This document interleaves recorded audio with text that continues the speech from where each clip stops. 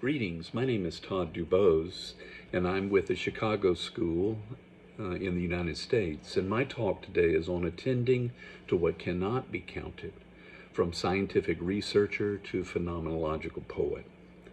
In the brief moments I have to share with you, I want to address a dilemma. Lived meaning is lived, not seen, known, or grasped. Moreover, lived meaning is not only our primary data as qualitative researchers, but also, arguably, what is of most importance to any of us in our everyday existence. I'm speaking as an offspring and proponent of a hermeneutical-phenomenological trinity, later Heideggerian phenomenology of the inapparent or the inconspicuous, the new French phenomenology of excess, and John Caputo's deconstructive radical hermeneutics.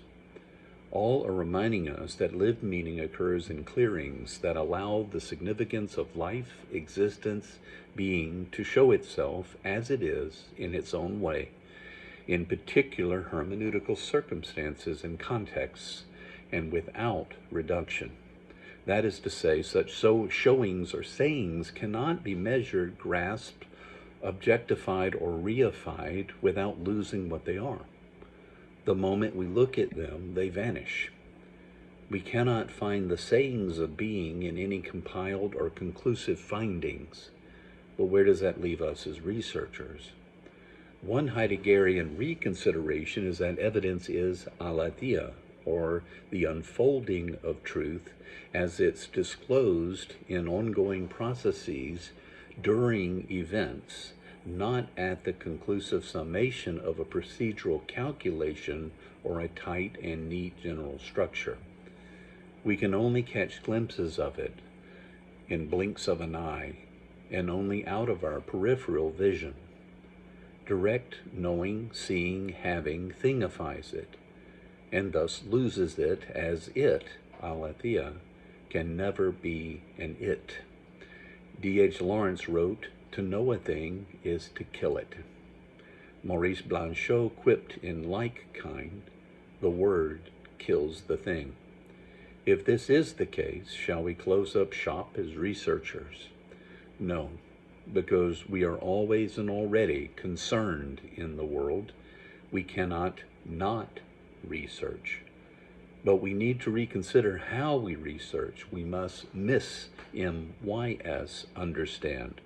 That is to say, keeping the mystery in understanding, not reducing it.